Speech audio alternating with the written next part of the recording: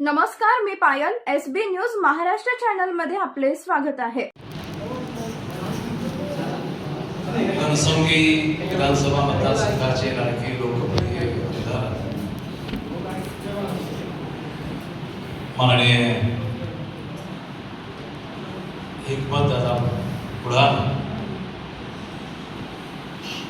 आपले सर्वांचे नेते सन्माननीय भास्कररावजी आंबेडकर,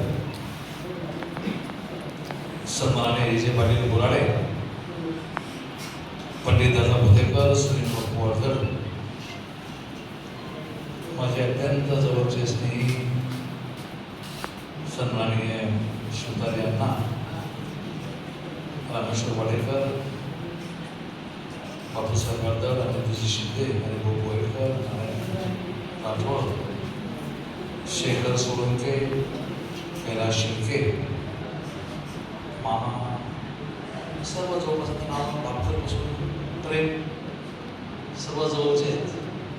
बहीण मंचावरील सर्व देवनापासून तर सर्व मान्यवर महिला आघाडीच्या जिल्हा आमच्या भगिनी चंदाताई, त्यांच्या सर्व सहकारी उपस्थित पदाधिकारी आणि शिवसैनिक बंधू भगिनी, दादा आपण नशिबान आहात की घनसंगीच्या लोकांनी आपल्याला ही संधी प्राप्त करून दिली. मी प्रयत्न केला 9ला, पण या लोकांनी मला पळून लावलं तिकडं पुन्हा, कारण की ही संधी तुम्हाला द्यायची होती त्यांना पुन्हा.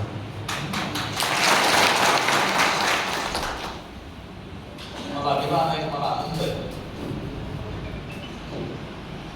की आपण सर्वांनी या विधानसभेमध्ये अत्यंत अभ्यासपूर्ण, तेवढाच प्रगल्भ नेता निवडण्याचा प्रयत्न निवडला, ही अत्यंत आनंदाची बाब आहे. माझा राजकीय आयुष्य आता या तरुणाच्या आमदार म्हणून 40 वर्षाचं पूर्ण होईल आणि दादाचं तसं राजकीय 1.5 वर्षाचं आयुष्य हे आमदार म्हणून या ठिकाणी मी पाहतो. पण या 1.5 वर्षाच्या कालावधीमध्ये ज्या पद्धतीनं आपल्या भागातले प्रश्न त्या विधानसभेमध्ये दादाच्या माध्यमातून मांडले जातात, क्वचितच 288 पैकी असे काही आमदार असतात की ते पहिल्याच टर्ममध्ये, पहिल्याच वर्षामध्ये सभागृहामध्ये आपले विषय त्या ठिकाणी मांडतात. दादाच्या बाबतीमध्ये लोक म्हणतात की फार कमी बोलतात, पण मी म्हणतो की दादा विधानसभेमध्ये जास्त बोलतात आणि तिथं बोलण्यासाठीच तुम्ही त्यांना पाठवलेलं आहे. मग आपला विजेचा प्रश्न असेल, पावसाचा प्रश्न असेल, आपला रस्त्याचा प्रश्न असेल, जायकवाडीतून सुटणाऱ्या पाण्याचा प्रश्न असेल, लोड शेडिंगचा विषय असेल, या सर्व विषयाला निश्चितपणे दादा आपल्या कर्तृत्वाच्या माध्यमातून न्याय देण्याचा प्रयत्न या ठिकाणी करतात. बंधू वगैरे आपल्याला मला सांगितलं पाहिजे की आता या लोकसभा मतदारसंघामध्ये संपर्क प्रमुख म्हणून माननीय भास्कररावजी आंबेडकर अत्यंत सुरेख अशा प्रकारचं नियोजन करणारा व्यक्ती या ठिकाणी लाभलेला आहे आणि या बैठकीचं आयोजन त्यांनी या ठिकाणी करायला लावलं. दादाने तुम्हाला पूर्ण हेतू सांगितलं. मुळामध्ये आपण सर्वच माझ्यासह आपण एका विचारामध्ये या ठिकाणी आलेलो आहोत. तो शिवसेना प्रमुखांचा विचार आपण या ठिकाणी स्वतः सर्वांनी घेतलेला आहे. तुम्हाला कोणी पक्षामध्ये आणलं असेल काही शिवसेना प्रमुखाचे विचार पडतात म्हणून पक्षामध्ये आले असतील. अनेकांना एकनाथ शिंदे चांगले वाटतात म्हणून पक्षामध्ये आले असतील. अनेकांना हिम्मतदादा चांगले वाटतात म्हणून पक्षामध्ये आले असतील. मग पक्षात आलात ना, इथंच तुम्हाला करिअर करायचं ना, मग जे करायचं ते अत्यंत टॉपचं करायचं. जे करायचं ते अत्यंत उच्च पातळीवरचं करायचं.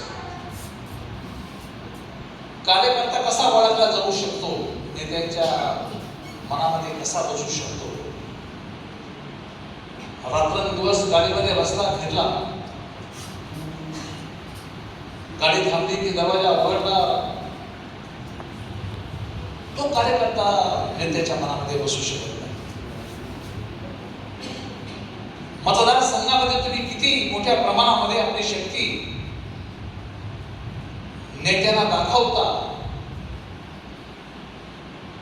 हे नेत्यासाठी, नेतृत्व करण्यासाठी अत्यंत महत्वाचं मानकाचं किंवा असतं असं या ठिकाणी मानणारा पैकी कार्यकर्ता आहे. एक प्रसंग सांगतो.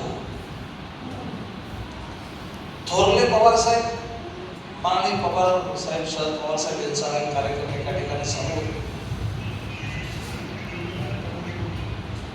आणि मग पहिले सत्कारचा कार्यक्रम सुरू झाला. अनेक लोकांनी सत्कार केले माननीय पवार साहेबांची.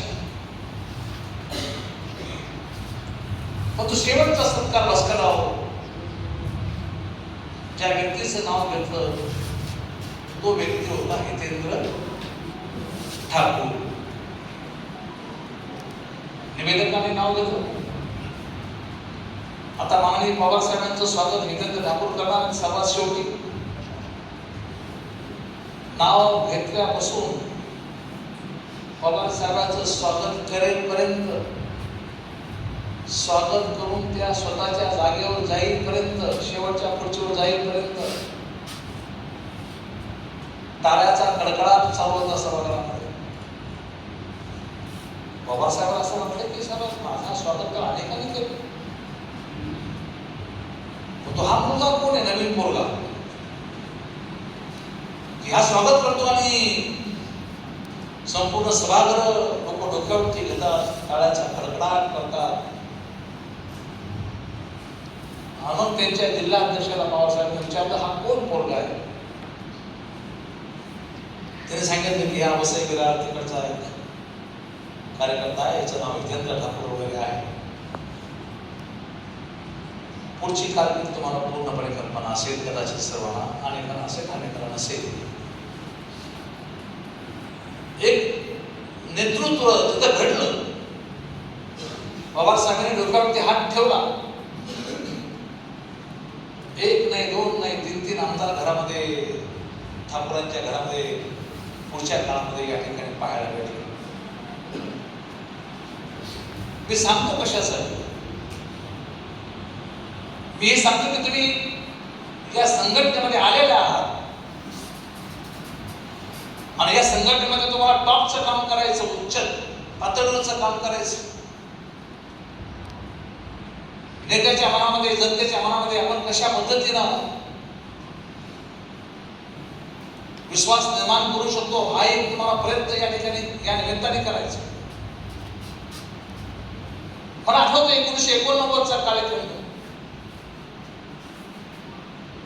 तळेगाव आणि चिगावमध्ये आलो तर अण्णा पीटी चव्हाण, शिंदे मालक, कैकड हरबत, आबासाहेब हरबत, इकडं वरती आलो तर मामा असतील किंवा मग गुरुपिंपरीचे आमचे सर्व सहकारी आहेत. कोणी काय गुरुपिंपरीचे सर्व सहकारी असतील. वर्षा पातळीवर गेलं तर तू आहे, शिवाजीराव काकडे, तो संपूर्ण भाग, माशेगाव, बोरराजनी, अरुणभाऊ असतील किंवा संपूर्ण भागामध्ये अत्यंत एक वेगळं वातावरण. मला या भागातल्या लोकांनी संधी दिलेली आहे. याच लोकांच्या बळावरती मी निश्चितपणे 3 निवडणुका जिंकू शकतो. शहरामध्ये काय व्हायचं तर होऊन जाऊन दे म्हणायचो मी पण.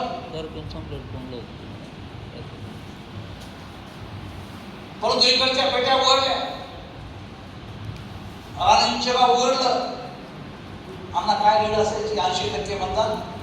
पेट्या उघडण्याच्या पूर्वी आम्ही म्हणायचो की 80% मतदान घेऊन टाका. राजसिंगी उघडलं की 80% मतदान देऊन टाका. आमचा गणेश बसला इथे. या सर्व लोकांनी गेली 35-40 वर्षाचे सहकारी माझे, जीवाला जीव देणारे सहकारी, कशाची तमन्ना करणारे सहकारी. या लोकांनी दादा संघटन उभा केलं, टिकवलं. या लोकांनी संघटन पुढे नेण्याचाही प्रयत्न केला.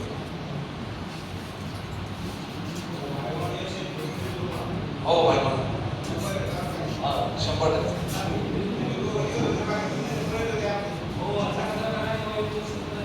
हो ना राजेगाव 100%.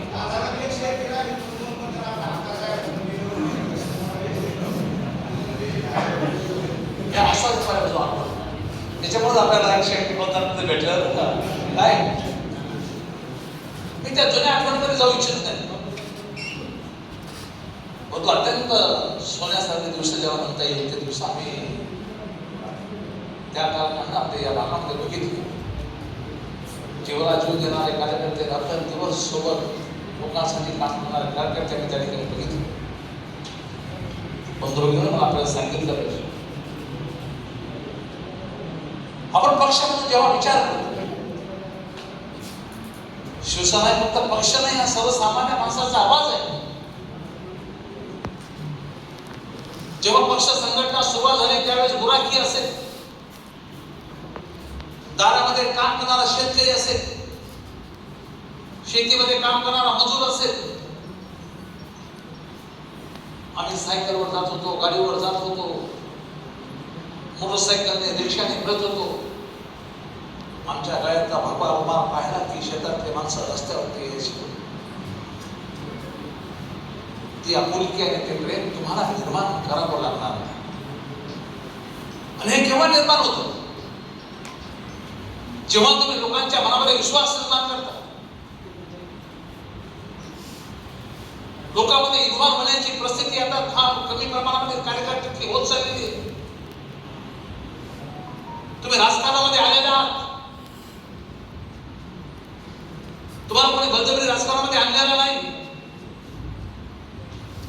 मग त्यामुळे तुम्हाला कारण सांगता येणार नाही की माझ्याकडे हे त्यामुळे मी येऊ शकलो नाही. तुम्हाला कारण दाखवता सुद्धा येणार नाही की मग लोकही वेळेवर कारण दाखवतील तुम्हाला. अनेक प्रसंग स्वतःच्या प्रत्येकाच्या आयुष्यात आले असतील. आमच्याही आयुष्यात अनेक प्रसंग आले. लहानशी गोष्ट जरी असली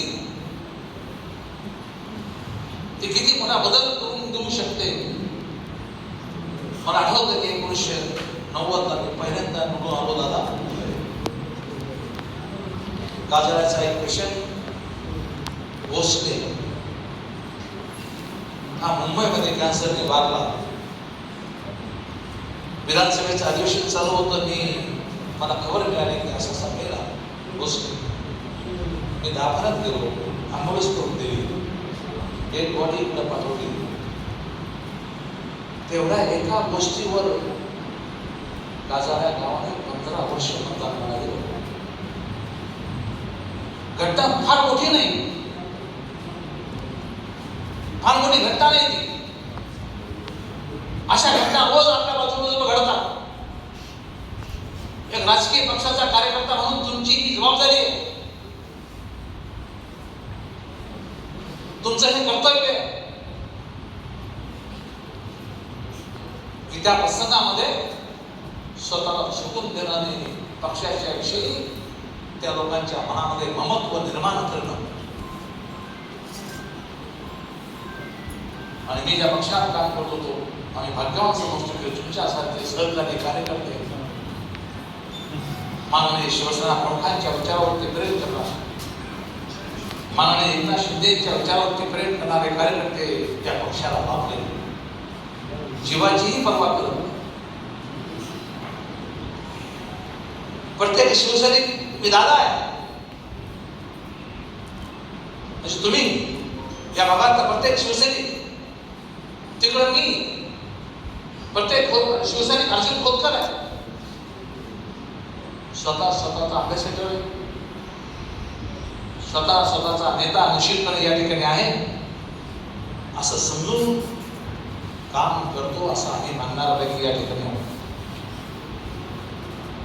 शेवटी पक्षनिष्ठा ही आपली ताकद आहे. आपण माननीय शिंदे साहेबांच्या निष्ठा ठेवली, त्यांच्यावर विश्वास ठेवला, ही ताकद आपल्याला पुढे घेऊन जाणारी, ही ताकद आपल्याला पुढे घेऊन जाऊ शकते. ज्या पद्धतीने आपला नेता काम करतो, एकनाथ शिंदे एक आगळं वेगळं रस आहे. आपल्या पक्षाला बांधलेला नेता निश्चित या ठिकाणी. मला आठवतो एक प्रसंग, एका मुलीने आत्महत्या केली. रात्री बातम्या सुरू होत्या, सर्व चॅनलला की एका शेतकऱ्याच्या मुलीने आत्महत्या केली. राज्याचे मुख्यमंत्री एकनाथ शिंदे होते.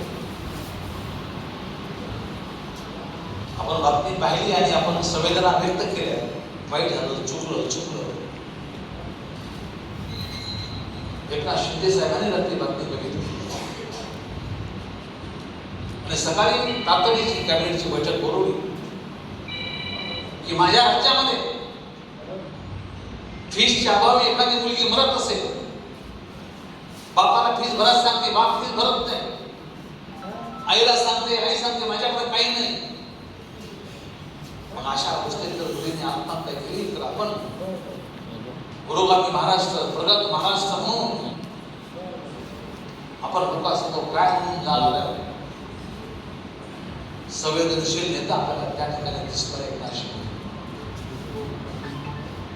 निर्णय दुसऱ्या दिवशी घेतला की 12वी पर्यंत मुलीचं शिक्षण मोफत करून टाकलं राज्यात. इंजिनिअरिंग असेल, मेडिकल असेल, सर्व बाबतीमध्ये शिक्षण मोफत करून टाकलं. संवेदनशील नेता आपल्याला या ठिकाणी लाभला. त्यामुळे मला असं वाटतं की आपल्याला नेतृत्व चांगलं मिळालं. राज्यातली आणि खाली राजसाचं नेतृत्व या ठिकाणी लाभलेले. आता एक निवडणूक आपली फक्त जिल्हा परिषदेची आहे, ती जवळपास झाली असते, परंतु न्यायालयाच्या काही निर्णयामुळे ती लांबली. मग नंतरचा कालखंड 3 वर्षाचा रस्ता तुम्हाला पक्ष संघटन मजबूत करण्याच्या संदर्भातला आहे. सोबत तुम्ही या 3 वर्षामध्ये निवडणुका कुठल्या नाही पुढे येणाऱ्या जिल्हा परिषद कोणत्या. मग या मधल्या कालखंडामध्ये पक्ष संघटन मजबूत कसं होईल, शिंदे साहेबांचा विचार कसा आपल्याला पुढे नेता येईल, या संदर्भाने जर विचार केला तर निश्चितपणे पक्ष आपला या ठिकाणी वाढेल. आपल्याला जसं भास्करांनी सांगितल्याप्रमाणे की आपल्याला जिल्ह्यामध्ये काही जागा वाढणार आहे, आपल्यामध्येच कोणीतरी असणार.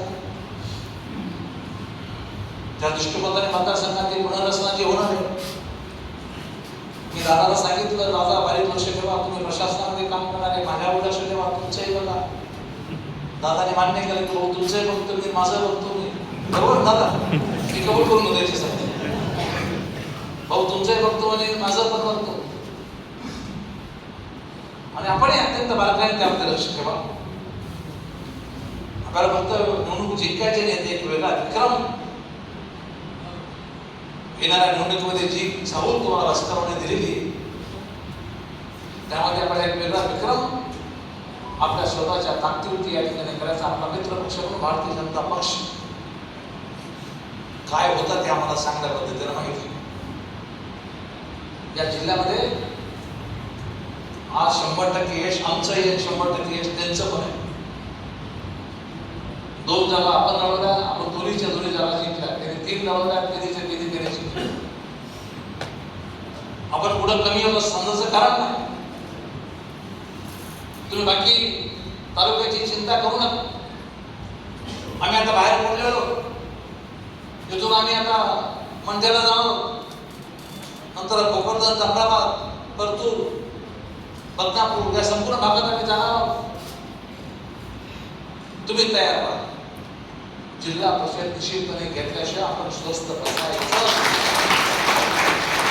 हा संकल्प आपल्याला या साठी करणं अत्यंत गरजेचं आहे. आणि हे करायचं असेल तर आपल्याला बूथचं संघटन महत्वाचं आहे. मजबूत बूथ संघटन करणं गरजेचं आहे. त्या विषयावर दादाने प्रकाश टाकलेला आहे, त्यावर जास्त बोलणार नाही. मतदार याद्या असतील, नवीन निवडणूक आयोगाने घालून दिलेले सर्व नियम असतील, मतदार यादीची छाननी असेल, या सर्व बाबीवर निश्चितपणे तुम्हाला जी काही सूचना या ठिकाणी मिळाली असेल त्या बाबतीमध्ये तुम्ही पूर्ण दक्ष राहा आणि आपल्या पक्षाला मार्ग कसं मिळेल ते त्यासाठी प्रयत्न करा. जनतेच्या पाठीमागे उभा राहण्याचा प्रयत्न या ठिकाणी करा. विश्वास लोकांचा जिंकला की मतदान हे आपलंच असतं. त्यामुळे लोकांचा विश्वास या ठिकाणी जिंकण्याचा प्रयत्न करा. सर्व टीम आघाड्या आपल्या ज्या आहेत पक्षाच्या, बसवर त्या सर्व टीम आघाड्या कामाला लावा. त्या माध्यमातून आपल्याला पुढे जाता येणे शक्य आहे. त्या सर्व आघाड्या, नेमणुका असतील त्या सर्व घेऊन टाका. त्या सर्व गोष्टी सक्रिय करा. नियोजन हे निश्चितपणे महत्वाचं असतं आणि दादा नियोजनामध्ये प्रत्येक तुम्ही सर्व सहकारी हे नियोजन करून पुढे जाण्याचा प्रयत्न करा. आज या ठिकाणी या नियोजनाच्या संदर्भामध्ये अत्यंत सुंदर अशा प्रकारची बैठक आपण बोलवली. मी जनसाधारण विकास समाजाचे आमदार आणि सर्व पदाधिकारी त्यांना मनापासून धन्यवाद देतो. आणि निश्चितपणे आपण सर्व एका दिनाने कामाला लागूया. पुन्हा एकदा आपलं संघटन मजबूत करूया. हा संकल्प आपण या ठिकाणी करूया. धन्यवाद. जय हिंद, जय महाराष्ट्र. एसबी न्यूज महाराष्ट्र चॅनलची संपूर्ण माहिती ऐकण्यासाठी चॅनलला सबस्क्राईब, लाईक, कमेंट व शेअर करा. धन्यवाद.